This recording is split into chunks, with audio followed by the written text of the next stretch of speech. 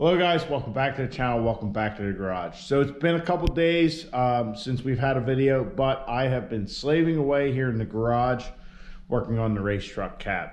So this project has certainly taken a lot more time. It's gotten a lot further than I ever originally intended, and I know you guys are tired of it. I'm tired of it. It's just become very monotonous. So I'm trying to wrap this thing up as quickly as possible, and the time, putting the videos together, talking to you guys, all that stuff, cutting that out the last couple nights, I got a lot of stuff done, more so than normal. Come home from work, just start ripping into this thing and just getting it ready to go. And the progress has been pretty good, though slow at times, as has been the case. This sheet metal, I don't like sheet metal. It sucks.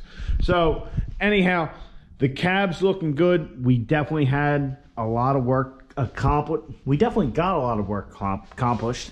So I got this whole corner smoothed out.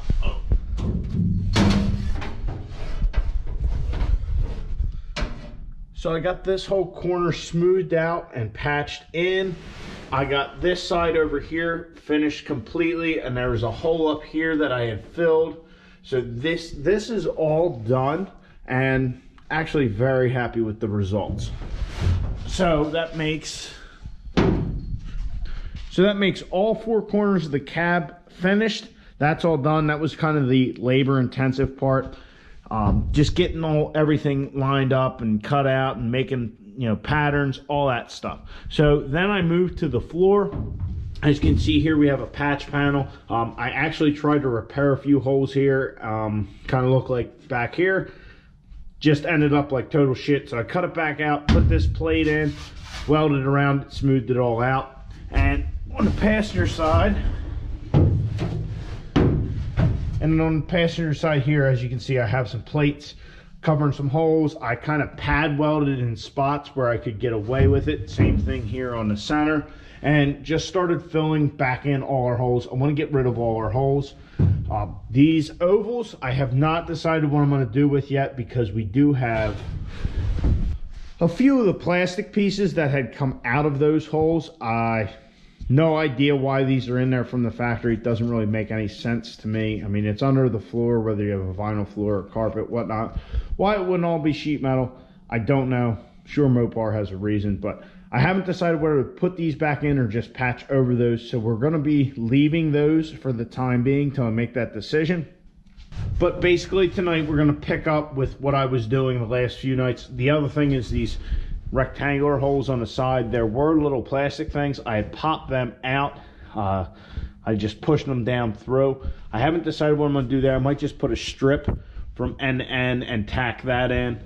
So my plan is, I just want to get rid of all these holes in the floor. That way we can be done with it. We can paint the bottom of the truck. We can then move to the firewall, get all the holes we're not going to be using patched. Like this hole right here with the 4 holes, that's going to be for the master cylinder. The, I don't know, kidney, liver shaped hole right here, that's for the steering wheel. So that might get closed off a little bit later. But the rest of the holes, I don't know that we're going to be using.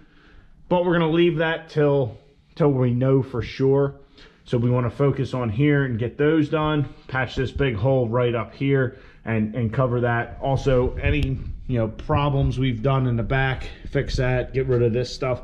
Just a lot of stupid little shit to do, and we just need to get it done. So we're just going to start on the floor, work our way around, and see where we get. And that's kind of going to be, the game plan going forward. So like I said, this is just, I mean, trust me, it's no fun for me. At first, cutting all the stuff out, great, we're losing weight, we're doing all, now's the trivial stuff. Can we get away with having holes in the body, in the floor and all that? Probably. But I want to cover them up. It looks like Swiss cheese in there. Fix it up, paint it, be done with it, never think about it again. So that's the plan. We're going to work from there. But I mean, the more I look at this thing, the more work I see. But it's a matter of, I'm also waiting on the bender so we can, then get our tube and start bending our cage. So it's kind of trying to do stuff while we have it here. I mean, a lot of this can actually be done with the body back on the truck. So I've been rambling on long enough. I'm gonna get to welding, close this garage door because it is getting cold out. Throw the heater on, get to putting some patch panels in. We'll see where we get. And yeah. Oh, another thing we have to do, and you can see just how much crap we've been grinding and welding and all that. But we have these holes from when we originally bought the truck. We're definitely gonna have to patch them. I do have some copper plate to put behind those when we do, so we hopefully don't screw it up too bad. But yeah, that's something else we have to do too. I've been meaning to do that since 2 years ago, which is about when we bought the truck. What's today? We're right around that 2 year mark. I'll have to look it up and see. I'm not 100% sure, but we've almost had the truck 2 years. All right, guys, so let's get to welding and grinding and keep this show rolling.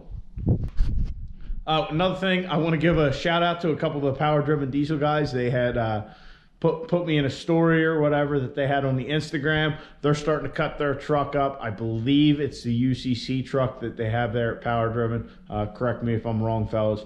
But they're starting to cut in their truck. They said they're going to use some of the tricks that we did here in the garage. Hopefully they don't make some of the mistakes that we have and they learn those. Not that we're body people at this point. But one thing I have to say, they have a much more entertaining way of getting rid of this back glass on a cab. So I'm interested to see what they're cutting up of that 24 valve. Well, no, you guys are mechanical through and through. That's a 12 valve. What those guys are doing with that second gen, I'm interested to see how much weight they cut out of it. So anyway, guys, let's get to cutting and grinding.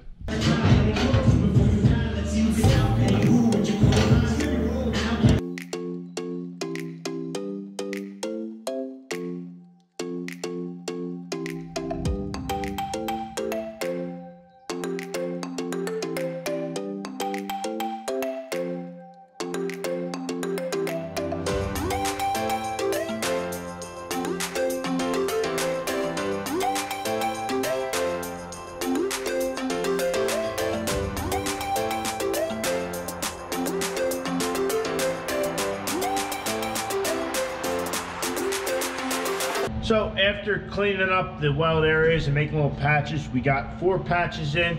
Now, something I've noticed, and please comment below if you know, the first couple welds here you see, not bad. I mean, nothing to write home about or throw up on the gram. But then when I got on to the second couple, you know, this one, they're both ground down, but you can see they're just not as good. Same here. I mean, this one was even worse than that one. It's almost like as the machine gets some heat in it, and it does have a fan, and even if I waited for the fan to kick off, it would do it. I don't know if when it gets warm, it just doesn't weld as well, because, I mean, it's the same material. Good here. I mean, I know it was a little thin on either side right here on this one, but the rest of it was solid. So I don't know if when that gets warm, it just starts running like crap. Because like I said, these aren't the perfect thing, but they're not bad. But these were just junky. And that's kind of what I've been getting. And I just figured it was me. I'm getting late. It's getting late. I'm getting tired or whatever. But I'm starting to think it's either something with the machine or maybe like the amperage, you know, the house wiring. We're like kind of at the capacity of it. So it's just not, you know, flowing electricity as well. I don't know. I mean, it's very odd. I mean, in that short period of time, I didn't get that bad. Yeah, I don't know. Let me know if you know in the comments, but we'll keep pushing forward. Maybe what we'll do is make some stuff, weld something, let it cool down, make some stuff, weld something, let it cool down. We'll see. Try that approach and see if anything gets better with it.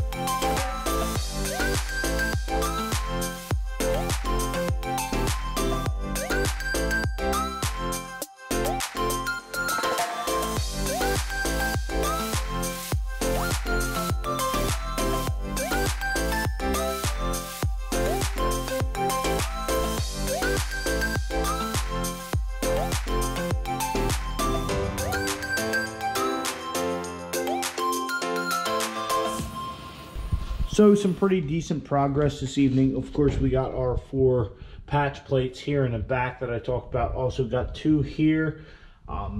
We got 1 here where the emergency brake cable went in. Then I started doing kind of a new technique, we'll call it. Let me grab my MIG gun. So on these smaller holes, like this is where we had the reverse box mounted originally. Basically, there was 4 self-tapping screws that were drilled through there.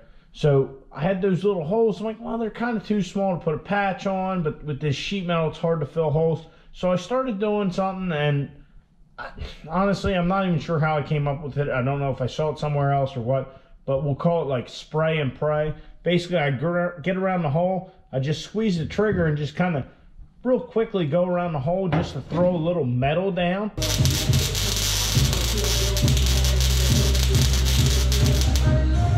And then I just fill the hole from there and just, you know, push my bead right up against the edge and fill it in and then grind it down. And it worked fairly well. So like we got those 4 holes, a couple holes here, a few holes in the middle here. We got 3 right here. This one turned out to be too thin. That one didn't work out too well, so we'll have to patch that as it's like thin all on the sides.